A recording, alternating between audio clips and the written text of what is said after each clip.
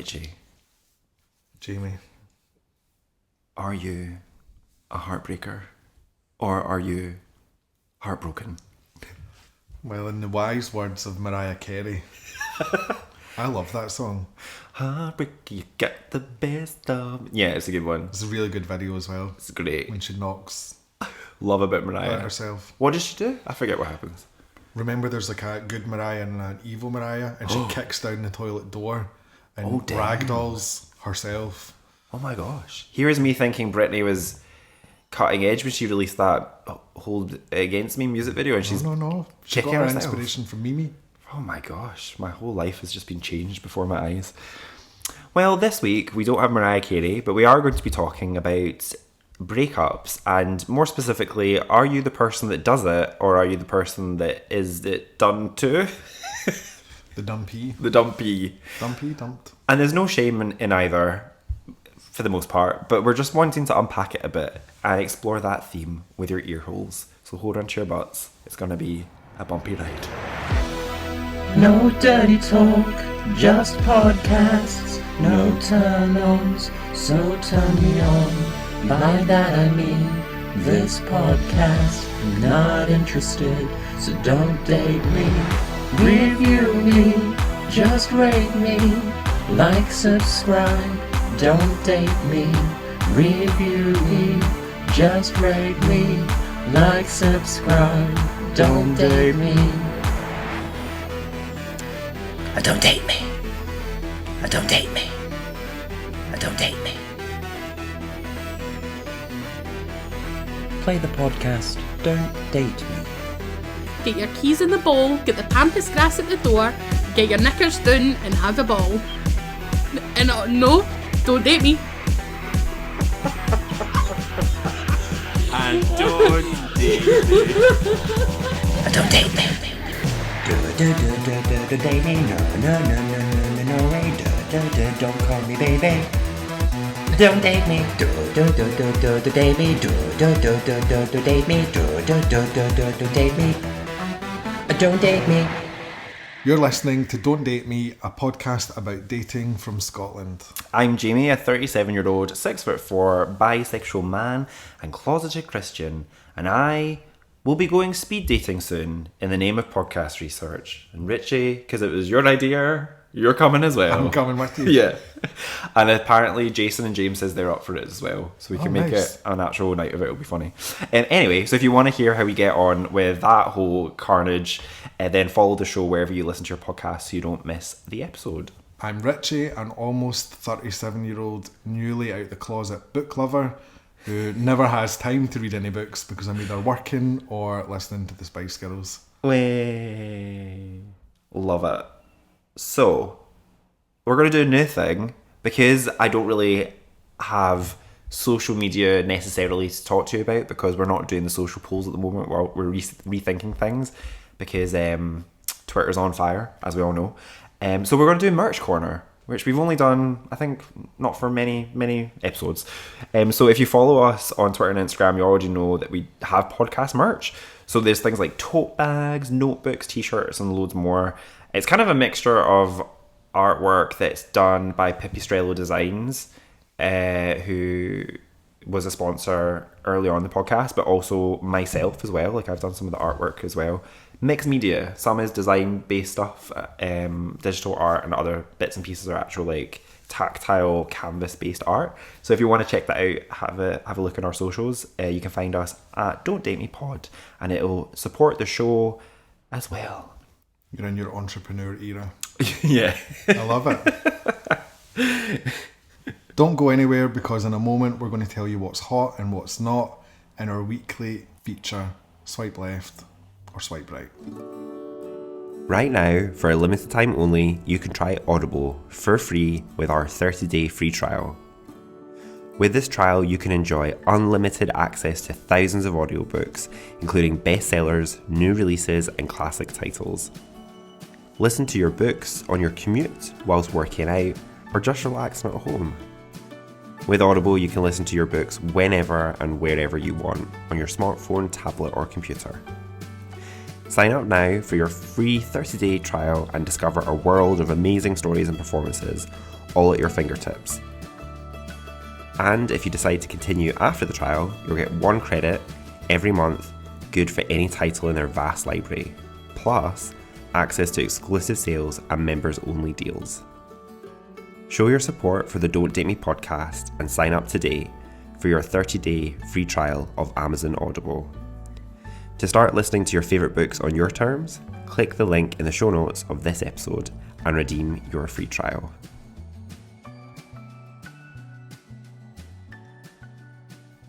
Welcome back. What's the time for? Terry Wogan. Okay, it's time for Swipe Left and Swipe Right, where we tell you what we think is hot and what is not in each other's weeks. Indeed. So, what is not hot? What are we swiping left on this week? We are swiping left on hangovers. Oh, I know them well. I do not. Oh, really? Mine's was so bad Oh, no. that I thought I had COVID. Oh, really? And of course, I've never had COVID, so You still haven't had COVID? I still That's haven't so had crazy. COVID, and I wasn't sure what the hell I was going through last week. Wow. But it turns out it was a 3-day hangover. Was it like a wine hangover? It was a lot of wine and tequila. Oh, maybe that's why it was that bad. Yeah. That'll be why. But it was a very memorable night, and it was worth it. Yeah. I would say tequilas, which we shall be drinking tonight, is fine if you don't mix it with other things. If you just have tequila as a theme for that night, so you go for your tequila and Coke, you go for your tequila and margarita situation, you go for like... Cha-cha-cha. I don't know why I'm doing like arms right now. I'm like serving alcoholic drinks. So yeah, that's my top tip for mild alcoholism. Anyway. What are you swiping left on? I'm swiping left on adulting. So I've had some holiday, which has been really nice, some holiday hours. So I had a few days off, catching up with friends, recording podcast episodes and stuff. It's been really fun. But in amongst all that, I've been doing adulting stuff like MOTs, buying a tyre. Life admin. Just like, I literally spent 2.5 hours researching tyres today. Yeah, so general adulting has been annoying. But in terms of what we're swiping right on, what are we loving this week? That's the good thing, swiping right. I am loving time. I haven't had any time or freedom for about 6 weeks. You have been very busy. I've been very busy, and now I went for a walk with a friend today. Got some coffee, had 2 coffees. I'm just loving being able to see friends. Yeah. I went to the cinema last week. Time. It's good to have time and freedom Definitely. back. That's how I felt as well, partly this week, like being able to just... In fact, that's basically what mine is as well, is my friends and family and this podcast as well. Because I basically got some time to kind of hang out with friends and stuff. But even just like the little things, like getting up when I want, making a coffee, looking out my window, surveying the world. Yeah. The little things. It's nice. Tis good. Well, this week we are talking about heartbreaking and whether we are heartbreakers or heartbroken. So, in the name of podcast research, we have delved into the history of our own selves, and we've dusted off our black books. Our little black books. We've creaked open the pages of it, gave it a wipe, and yeah. And we've just tallied up. Now, some people are thinking... We've made some pie. Yeah, we've made you a pie. I hope you like it. But some people are thinking, are they going to talk about numbers here? No, we're not going to divulge our numbers of people we've dated or anything else. However, what we are doing is we've divided in a very scientific method using spreadsheets. I'm not joking. Coloured spreadsheets. We have divided up our previous lovers and relationships into the following categories. Heartbroken. So we were heartbroken in the situation. We were the dumped in the situation. We weren't always heartbroken, but we were dumped.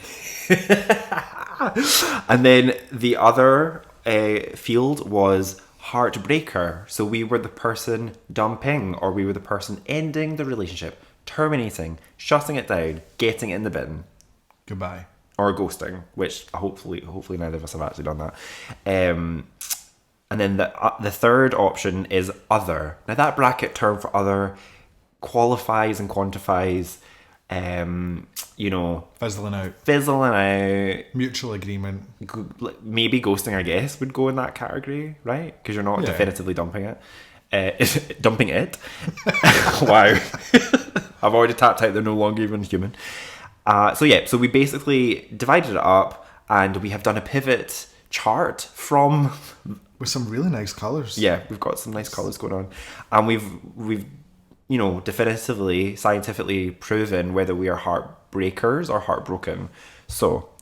Would you like to give the listening audience my results for this? Let's go for it. What shall I start with? Anything you want, baby. Okay, well, we'll start from the top and we'll work our way down. We'll start from the top and go to the bottom. Okay, so Jamie has been the heartbreaker. He's been breaking hearts for 44.4% of his life. So heartbreaker, that means you were the dumper. Mm-hmm. Okay. That's an alright figure. Mm-hmm. You've only been heartbroken 33.3%.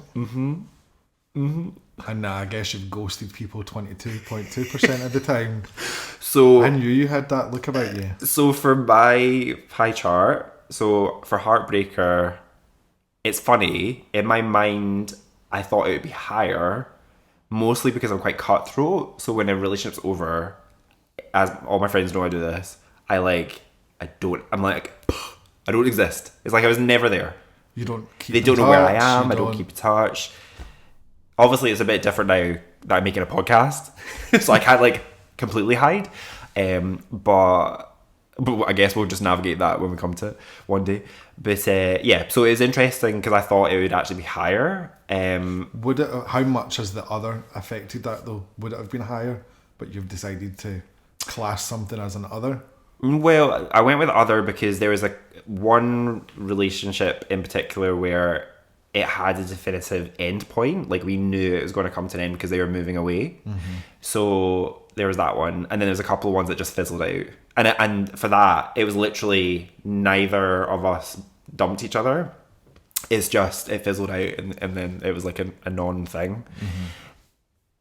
And if as I go to say that, I'm just thinking of another one that I could maybe make that include in that factor. But anyway, and then for the heartbroken, I think maybe because in my early dating life I had such bad breakups and I was the dumper. Maybe that's why I kind of took a turn for the heartbreaker, I guess.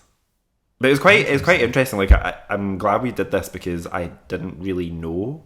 Do you know what I mean? Yeah. Yeah. And have you done your statistics to find out which sex was? Oh, I've not. Almost like. Oh, I'll do that after, right? Because Yeah, that'll be that super would be interesting. interesting. Let's look at yours. Spell You ready for the this? T. So looking at Richie's results. Now, we haven't looked at this before the show, so this is my... Oh, interesting. Yeah. Oh, controversial. So starting from the top, Richie's other is 14.3%. So that's going to be your situationships, I would imagine. That is just one, that just sort of fizzled. Fizzled I guess out. that not even fizzled but yeah, there was just a neither or. Just me. Um, And then, interestingly, it is 42.9% heartbroken, 42.9% heartbreaker. 50-50, baby. 50-50. So there you go. So did that surprise you? Yeah, I Yeah. actually was expecting. In my head, they were all basically an other. Yeah. But then actually, when I popped the names down and thought, I was like, oh. But then it's kind of equal. Yeah. It is interesting though. 'Cause And also, interestingly, is I'm different to you in that I'm actually still friends with every single one of. whereas, let me go back to my list. I think I'm friends with literally only one of them. Let me check. Like, we're not like best friends. Yeah, but you But I you still could have talk to them. Or... Yeah, and it wouldn't be awkward. We wouldn't pass each other in the street without saying hello. We've basically all still got each other on socials. Literally only probably one. I mean, there's a couple of people that I've talked in passing to, but most of them I wouldn't really want to see them again. Yeah, no, I don't have that at all. That's so funny. That's interesting. So that's us. But what about you? What about you all? All you listeners out there? Well, we had someone actually get in touch who is a listener via WhatsApp, and they let us know their thoughts as to whether they are a heartbreaker or heartbroken. And this is what they said. They said, "Hey Jamie et al. I meant to respond to your age gap poll, but I never did. Your current question. Heartbreaker, I guess, but never intentionally. I'm clear at communicating that I never look for a relationship more than I want friends with benefits. Unfortunately, this usually falls on deaf ears, and when I'm busy socially and horizontally, giggity, with others, they always feel hard done to or jealous and possessive. I think gay men, or at least the ones I meet, have issues with clearly communicating their needs or saying they accept one thing but actually mean or indicate they want another. It's frustrating when you have a good thing until it's not, because the rules change without notifying all the players. Side note, continued success with the podcast. Thumbs up emoji. Yay. Thank Slide you. into my DMs. What, him? Yeah. Yeah, baby. Oh. Slide into Richie's DMs. Yeah, so thank you for getting in touch. That's super interesting. Do you know what? I would say my experience mirrors that, I would say. Like, I can literally think of a multitude of examples of times where I've been super clear about what I'm looking for, and I thought they were super clear about what they were looking for, and then the goalposts seem to shift because of their own personal issues. It's interesting. It's a communication thing. Yeah. Definitely. Also, I wonder if it's the dating world, the apps. Like, how do you... That's my main worry. Do I want to meet somebody who's on an app? At what point do you... yeah, it can just be a bit confusing. But then also, if you meet somebody out with an app and not via the app, you still don't... You need to have that conversation, because they might actually be on the apps, but because you're not... But yeah, I think communication... Communication is key. It is key. It is key. So if you also want to share your thoughts and opinions, experiences, then send us a wee WhatsApp message. You can get it on our contacts on Instagram. Yeah. Is that what it is? You can hit the contact button. You can hit that contact button on Instagram, or you can slide into our DMs. Yeah. And we'll share your thoughts on the show. Also, feel free to send a wee cheeky voice note as well. You can be anonymous if you want to. If you want to keep it. I'm a fan of a voice note. Oh, me, I love a love voice a note. voice note. I also love a spicy voice note. So if you've got any of those spicy ones, send them our way. Voice note space. Voice note. Are you an avid reader who's always on the go? Do you find yourself struggling to sit down and make time to read a good book like I do? Well, look no further than Audible.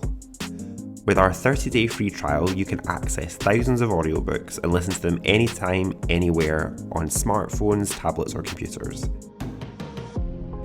Whether you're commuting, exercising, drunk baking, avoiding dating, going on your walk of shame, or just relaxing, Audible makes it easy to enjoy your favourite books on the go.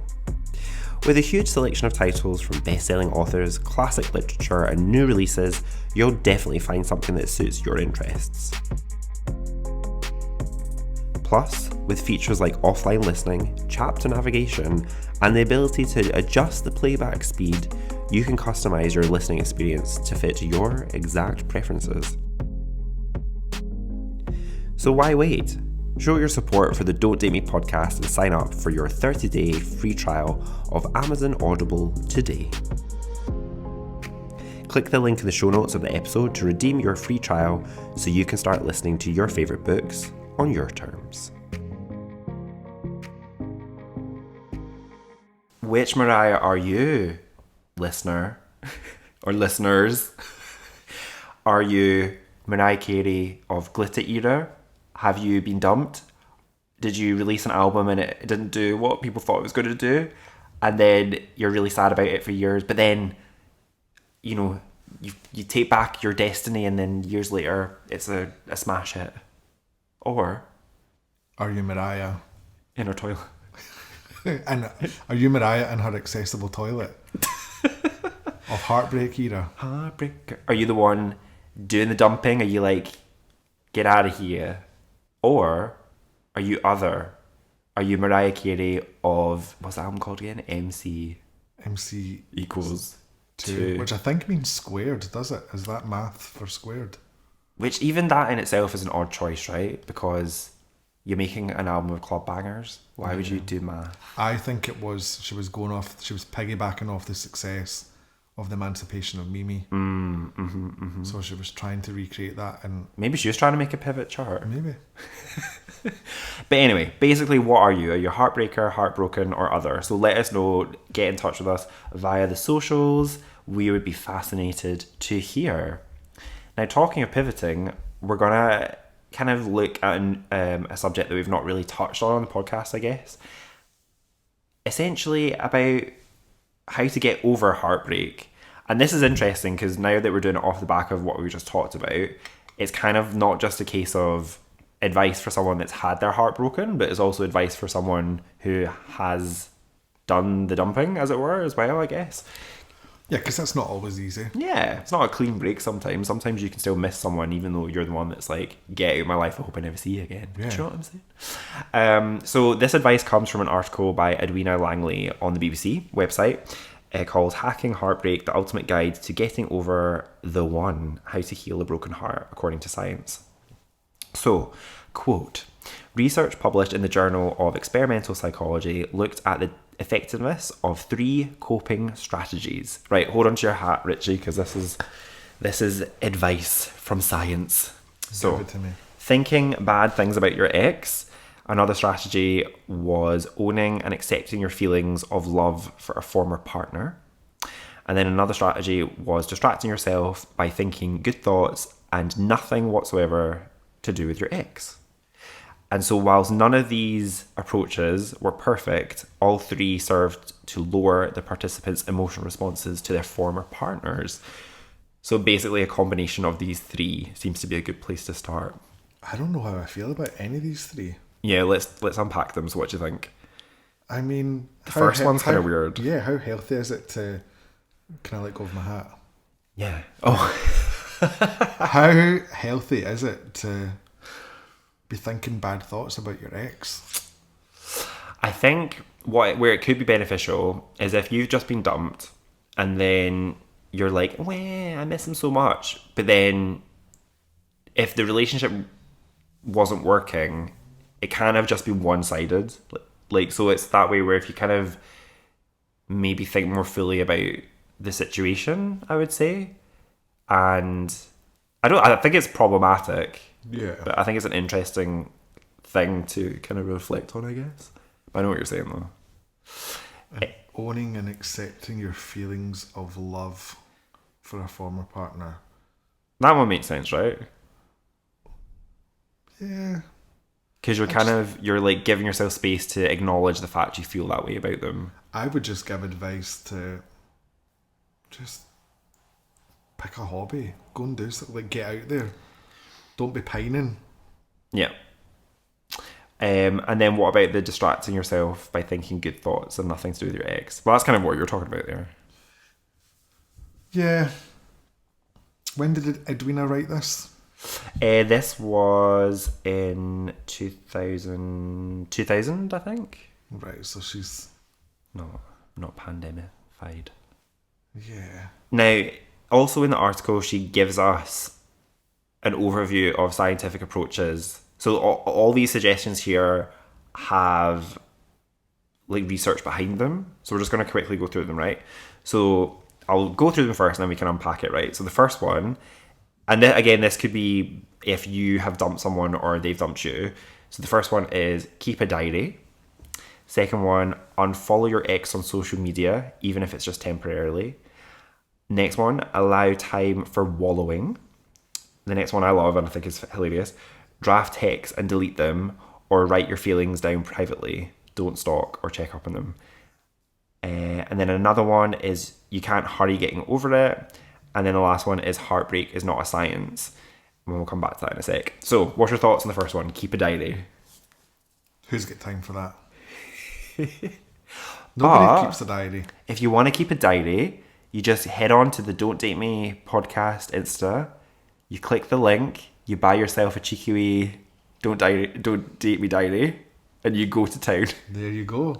Problem solved. Also, I think this is obviously coming from the perspective that you're not just being dumped, that you are heartbroken. Yeah. Whereas I don't have experience of this. All my relationships have kind of been amicable. Okay. And of course you've got that initial period of feeling down or feeling Like mourning them? but and I think that comes from, I know from my own perspective, when I've been sad or upset after it is because I felt guilty that I've potentially hurt somebody and I've not wanted them to experience it. So, but I'm not keeping a diary over that. So I've had the experience where I've ended the relationship, but I've been heartbroken about the whole situation. So, and in that one instance, that's where I did find it useful to keep a diary. But when I say keep a diary, I mean write when I needed to write, kind of thing. And interestingly, when I went through counselling as well, that was one method that she suggested as a way of being proactive and like dealing with emotions and stuff. So it's not going to work for everyone, but it can work for people. But I think it's depending on the situation, like you're saying. And especially if you're maybe not ready to talk about it to friends, because I would rather just sit with a friend and get it all out. And yeah, I've never been in the position where I've had to. I could see why unfollowing an ex on social media could be helpful, and I have actually advised that to friends. Definitely. I haven't had to do it though. I would say I'm a big fan of unfollowing your ex on social media, because I think even if you are friends with an ex, it's healthy to have a clean break and communicate it. So the way to do it, I would say, is literally talk about it and say, just so you know, I'm going to draw a line in the sand just now, just to have some space and so I can get myself together. But I hope that we can reconnect at some point. Some people will go mental, as I have found myself. They will go batshit crazy. And those are the people that you don't want in your life anyway, because the relationships you have are tangible. It's not defined by a social media network. Do you know what I mean? Yeah. The things I find weird though is, and I don't really get, but then again, I've not been in the position, that it's when people break up and then they delete all posts that they've had. So anything that's featured the ex, I'm just like, mate, you can't have regrets. Because actually when you're in the moment, generally speaking, obviously it's not true all the time, things can be good and you were happy in that. Maybe you weren't happy, but I'd like to think you were happy in that moment. And I just think, yeah, that's kind of sad, right? Yeah, I would be like, have I just wasted 3 years of my life then? If I felt I had to delete it. But then maybe they're doing it to protect themselves. Exactly. So what they could do is archive them.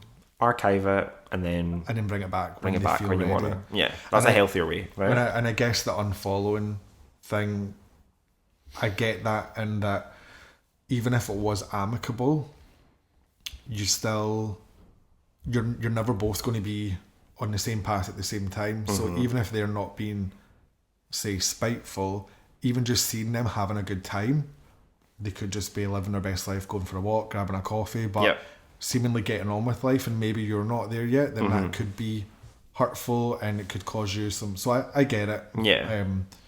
But I kind of never had to do it, so. Nice. Lucky me. Lucky you. Now, the other thing, going back to the diary thing very quickly though, one thing I would say is, if you've ever been heartbroken, you'll empathise with this. When you get to the point where you talk to your friends too much about stuff, and then your friends are like, "Oh my god, shut up." So that's where something like a diary or a creative outlet of some sort can be good, because it means that your friends don't need to listen to you whinge about it. But that's only for people who are like, "Oh my gosh, I miss them so much." Yeah. Like that. But then also, so I think you've got different friends for different things. And sometimes you go to friends because you want them to tell you. So make a that spreadsheet. it's going to be better. Yeah, make a coloured spreadsheet, a pie chart, Pantone colour it. Yeah. But you also need that friend to let you get it out, but then tell you, grow the fuck up. Yeah. Or get the fuck over it. Yeah, that's true. Yeah, Devils. I think that, there's a place for everything. I would be too scared though to draft a text and delete it. I would be too scared in case I In case didn't you delete send it and I send it. Ooh, imagine. I think, what I actually learned this from one of my exes is that if you're tempted, if you find that you're too tempted to get back in touch with them for any reason, just take their number off your phone, put it somewhere else, put it on a piece of paper. So it means that if it comes to you wanting to message them for some reason, It's not handy, readily Yeah. available, but you've got it. yeah, you've got it if you Should need you? it. Yeah. Because people, let's be realistic, people do rekindle, not necessarily even the relationship, but a time a will come where friendship, yeah. you could reconnect. Definitely. Even if it's just like a hello. But again, though, that's a good way of ensuring like there's boundaries and stuff, and the whole kind of don't stalk or check up on them thing that's part of it, I think. And that's what, Because it's so easily done now. You couldn't really do that. For most of these relationships in my pie chart, it wouldn't be possible to do any of this. So I can sympathise that, okay, I know I've been in the fortunate position where I've not had to do that because I've either maintained the relationship. Yep. I couldn't imagine. Yeah. Because one thing I've noticed lately is there's a lot of people that I know that are younger who are dating who are breaking up, but then they're friend zoning far too quickly, and then they just end up in this like toxic situation.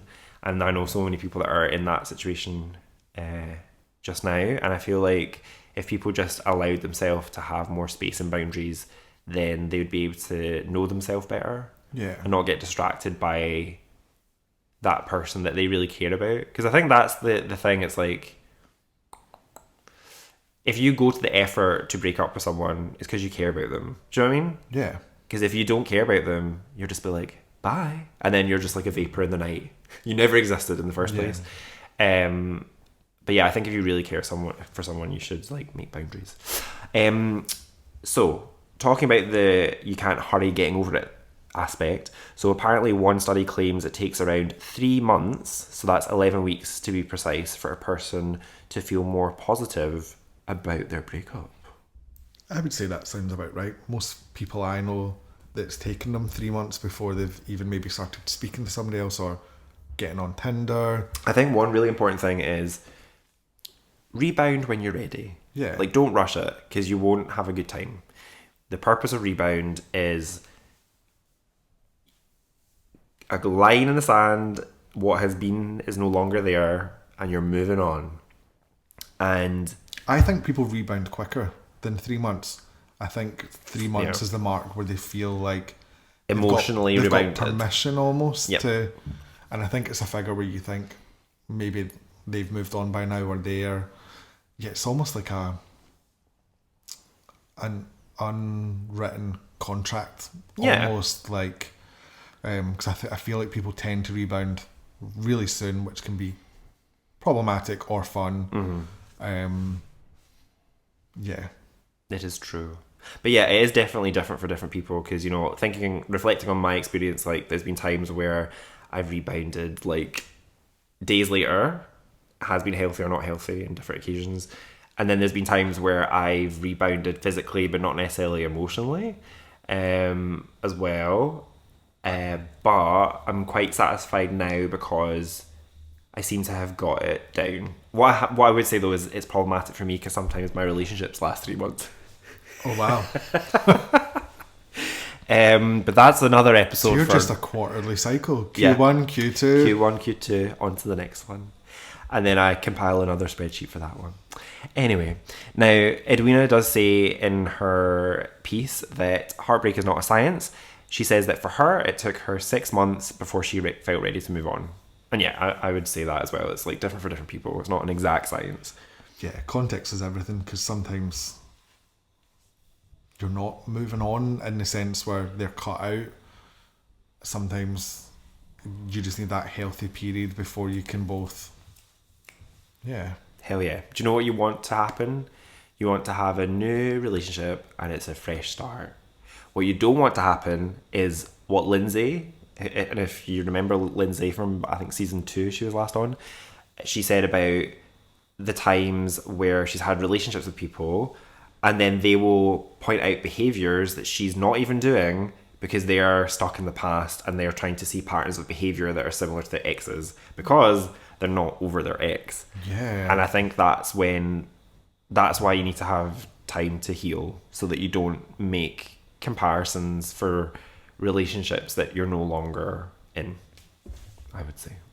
And you can share your thoughts with us by leaving a review wherever you listen to your podcasts.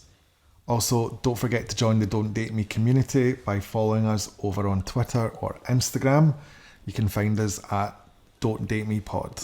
Yeah. Do you know what? We're on Facebook as well. So if that floats your boat, then get that right in there as well. Also, sidebar, if you love listening to your podcast on YouTube, you can actually listen to the show on YouTube as well. It's not a video-based podcast, but it's just another platform that we're on. So if that makes sense for you, then you do you, boo.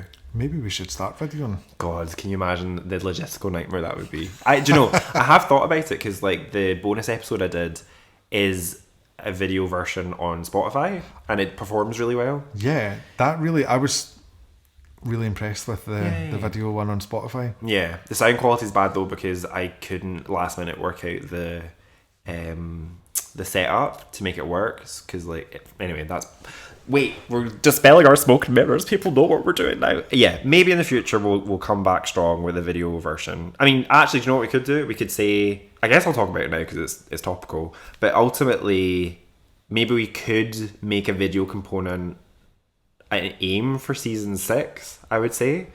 But ultimately, the plan is 6 seasons in a movie. That's a reference to Community. Because what we're going to do is for season 5 and 6, I'm going to film a lot of behind the scenes footage, and then I'm going to make a YouTube documentary about the podcast. Oh. And it means that it gives me and Sarah and anyone else that's been on the show more space for them to kind of talk about their experiences and stuff of doing the show, and also, you know, the kind of timeline for people's lives and stuff like that. And I think it'd be a fun way to kind of like look back at everything. So 6 seasons in a movie is the aim. I don't know if when I say a movie, I mean like maybe like a 20-minute documentary type thing, but I just think it'd be quite fun, and it'll be something good to look back on. But yeah, if you love the idea of us doing actual video versions of the podcast, then let us know, because ultimately if people ask for it, then I think I'm more likely to do it, because it would take a lot of logistics. Because I've already got the lighting and I've already got the equipment. It's just a case of actually doing it. But I just don't know if people would find it engaging. Yeah. Well, you film yourself doing Twitch and stuff. Yeah. Yeah. And it's, I guess, get how comfortable are people as well. On camera. Yeah. On camera. And this is the other thing. All the edits. All the edits. Yeah, we wouldn't be able to edit as much. Yeah. Oh. It would have to be a more conversational. Completely conversational, which works. Yeah. Lends itself well. Yeah. So we'll see how we go with that. But yeah, let us know your thoughts. But so that's more information than I was planning to share, but there you go. But another bit of news for you as well, if you're a long time listener, there's still loads to come this season, because in a few episodes time, Sarah is returning, the co-creator of the Don't Date Me podcast, and Sarah and Emma Jane and I have a conversation on that episode about pegging. Which I've just found out what it is. It's about doing your own boyfriend when you're a woman. When I say doing, I mean penetrating. So would it be called pegging if it was 2 girls? I mean, technically... That's the concept. Technically not technically. But ultimately, yeah, it can be it's whatever the same you want. act, but it's yeah, not same called act, pegging. but it's... Yeah, exactly, yeah. But what I want to stress is that this episode in particular was very difficult to record, because we couldn't help it. We were trying to be so professional, but we kept giggling because it's such an interesting subject. And also, it'll be... Yeah, I'm excited to share this episode because we all say very unexpected things during it. We'll just say that. So yeah, trust me, yeah, you don't want to miss that episode, so give the show a follow wherever you're listening so you don't miss it. Now, as we say in the exact same way every single week, it's the exact same. It's never changed. Every episode it's the same. Without fail. Without fail. It's not problematic at all. I can't make a t-shirt because this catchphrase changes every time. Why do we do it this way? Never changes. Stay in whichever Mariah Carey era works for you. Don't forget to update your pie chart. And whatever you do, don't date me. Don't date Jamie. See you next week. There's only a couple left of the season. Hey, thank you for listening. The Don't Date Me podcast is created by Jamie Sparks Productions. If you enjoyed it, follow our show and rate it 5 stars on Apple Podcasts or wherever you're listening. You can rate us each time you listen to an episode. Pure it, as it helps people find our show. Keep in touch by dropping us an email at don'tdatemepod@itsjamiesparks.com and follow us on Twitter or Instagram at don'tdatemepod. If you love what we're doing, please consider donating to UNICEF to aid the people of Ukraine. Recently, our listeners raised £410 after gift matching. You can find the link in the show notes. See you on the next episode. Hi, Sid. Oh, hey, Sid.